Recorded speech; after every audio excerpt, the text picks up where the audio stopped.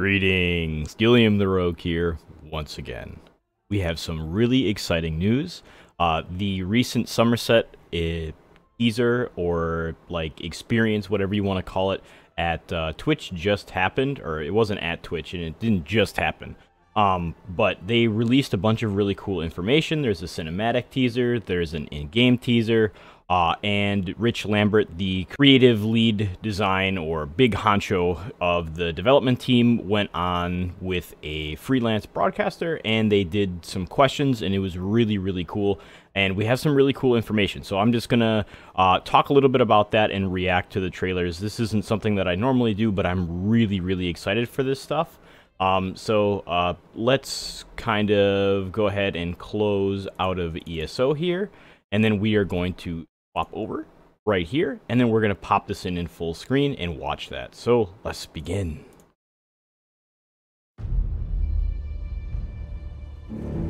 I see a familiar place.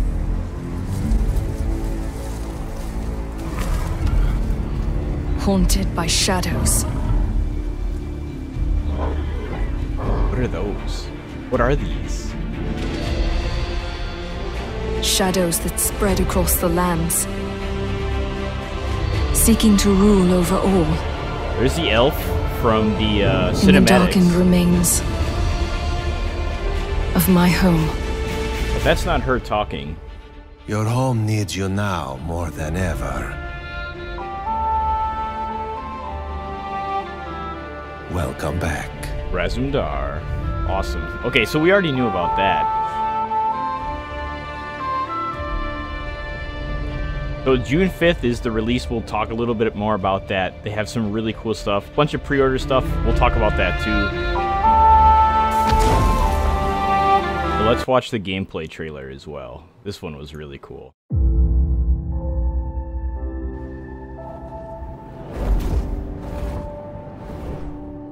Griffins. I've never seen griffins centuries, in ES. The secrets of this enchanted and legendary isle have been locked away. Its beauties hidden from foreign eyes. By decree of It's like the main city. Queen of the High Elves, the borders have been opened. Razumdar, always now there. Destiny takes you to Summerset Isle. What are those mounts? They were like ghosts. Alright, looks like we got some Daedric stuff going on here too. About to gank this boy.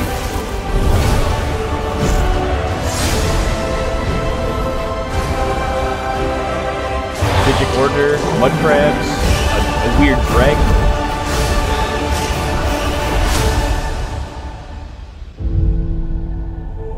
I was freaking out the first time I saw Only this. you can find the path that will lead us from darkness. And then we have Mafala, it seems. We dealt with her in Crit the Hearts once. And again, pre-order bonuses. So, let's go ahead and X out of this. Go back into ESO really quick. So, yeah, really, really exciting stuff. June 5th is the release. There is going to be an early release, they said, which was like May 21st or something like that. So it's going to be kind of like Morrowind, where there's like a week or two in advance where pre-orders or special purchasers are going to be able to access it. Usually not really a fan of that myself, just because it's like, why? That's all I can really think of is like, in terms of pre-order for a single-player game, that kind of makes sense. But for a multiplayer game where a lot of the experience is going to be made more enjoyable by the community, why segment them, sort of thing? Like, why ostracize some people who don't have the money or aren't interested in it?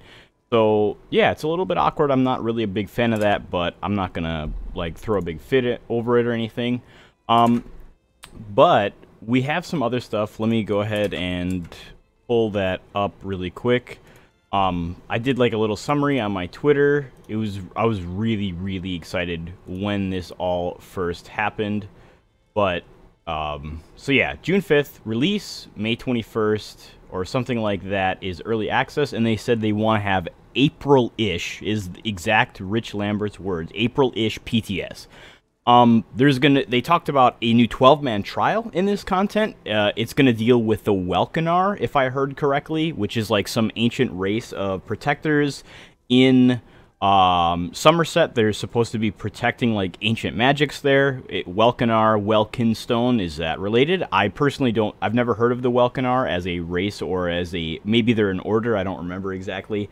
I'm a bit behind on my lore for the really old Elder Scrolls stuff, but apparently they're Griffin riders, so that's kind of why we saw a lot of Griffins flying around. Maybe this is the inspiration for the Eldmeri Eagle, or like the bird motif on the Eldmeri Dominion. Really cool stuff, and this was not mentioned, but my personal conjecture is there could be flying mechanics in this trial, and if there are, maybe it's going to like test some stuff and see how players manipulate it for flying in the game. Now, I doubt that would ever happen, and I personally don't think that this game needs flying mounts, but I totally could see them making an exception and putting flying mounts into a trial as a part of a mechanic to kind of give players that feeling that they're flying, but not putting it into the entire game. So that might be really, really cool. Again, that's just me making a guess. They didn't say anything about this.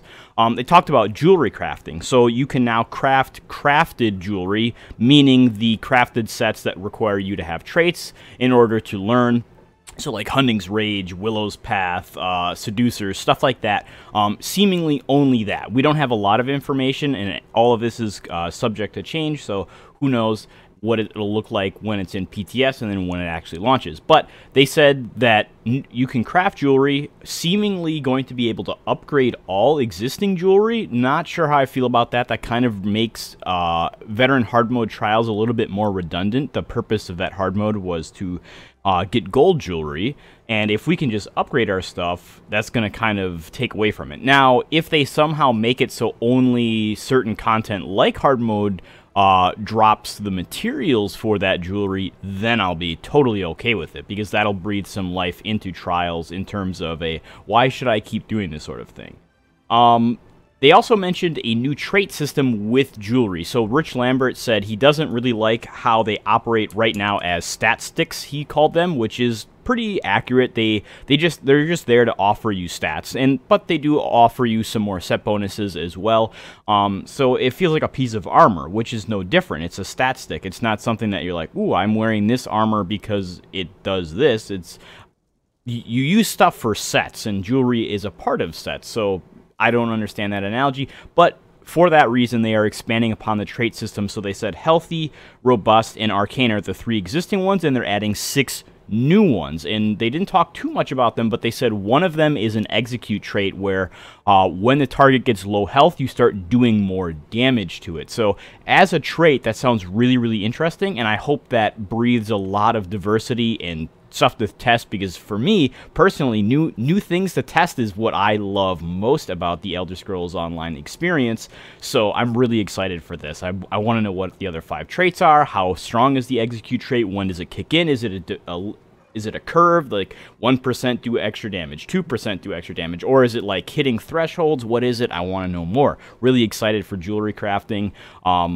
But I also a little bit worried, because if this means that we can re-trait jewels or jewelry, that's going to be really scary, because heavy armor is a very predominant item set list. It has like some of the strongest sets in the game, but the reason why they aren't used purely without huge operational losses is because they have a healthy trait on them. So it's like, man, I'm giving up a bunch of damage if I'm Magicka or Stamina, and I'm just becoming tankier, and I don't necessarily want that all the time. So with this new trait system, that kind of says with the transmute system, can we transmute jewelry traits now? That's kind of scary, because then I'm just going to be like, oh, hey, let me run Ravager with all stamina and do stupid amounts of damage, and I'm interested to see how that operates. It's exciting, but it's also a little bit worrisome. And then the last big piece of information is the Psijic Order is finally going to be interactable with. So the Psijic Order is an ancient group of Tamrielian monks, almost monastic mages that are really, really powerful. They teach a lot of secrets about primal magic, as it's called, like the original magic that came to Nirn. So it deals a lot with like archaic stuff like time bending, really, really powerful magics that aren't really utilized in day-to-day Tamriel. So this is really cool. We're going to be able to join them. Now, I'm a little bit like put off by that term, joining the Psijic Order, because the Psijic Order is like super reclusive. Sorry. They're very, very small. There was like a pocket journal in the Third Era published that talked about how over 1,000 years, 17 new members joined. Now, I do understand, though, on the other hand, that we are in the Second Era, and times are very different. Like, no one has cataloged information from the Second Era, and maybe the Psijic Order's interaction with the public is a big reason why. I mean, the Psijic Order has mages who can control time, so this could play into a huge conspiracy of why is the Second Era so well kept and unknown about in the older games like Skyrim and stuff like that, where it's the Third and Fourth Era. Like Oblivion was the end of the Third, beginning of the Fourth, and stuff like that. So this is really, really cool stuff. This opens up, again, a lot of conjecture on my part, but this could be really big. And joining it is cool, but also kind of weird. Like, why would a very, very small, like, xenophobic almost, like, doesn't have anything to do with race, but they're not very keen on new people coming in. They're very, like, hermity. So really weird. But anyways, you can join them. We don't know if that means you become a Psijic monk, or a Psijic mage, rather, or if they just teach you shit. But it is a combat-oriented skill line.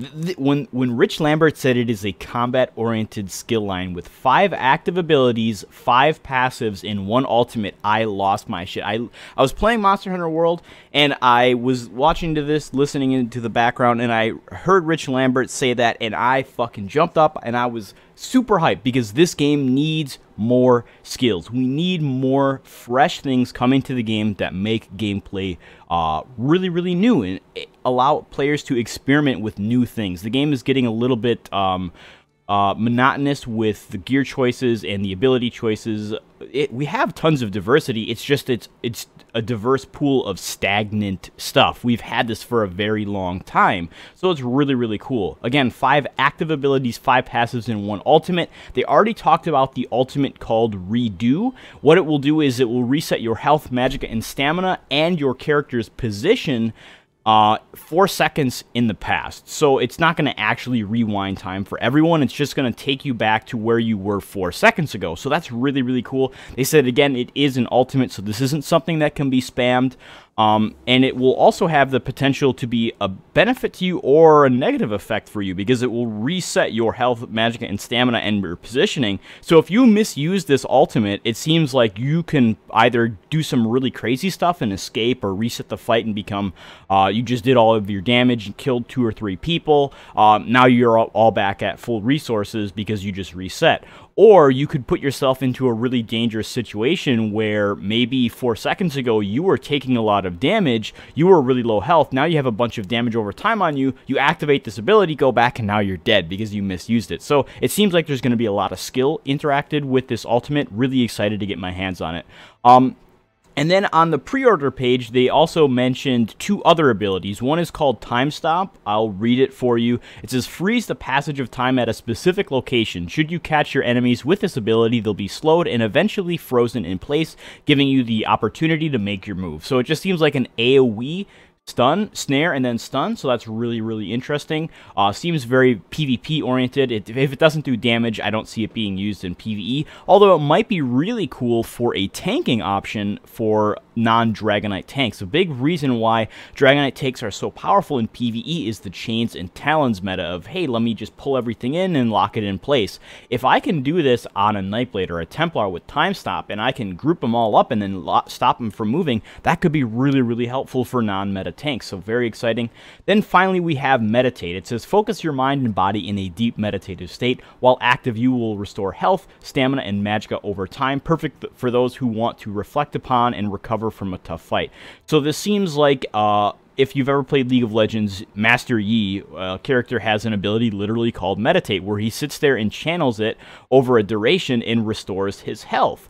So if it's going to operate anything like that, which I think it should, it's going to be a channel time, meaning it will be interruptible and meaning that you cannot move or it will cancel it. So those will probably be the most balanced ways to introduce this skill. Is instead of just putting a buff on you and getting resources back, that sounds really scary, because if it's not an ultimate, because undo is our ultimate, then this means it could be utilized as a quote-unquote spammable.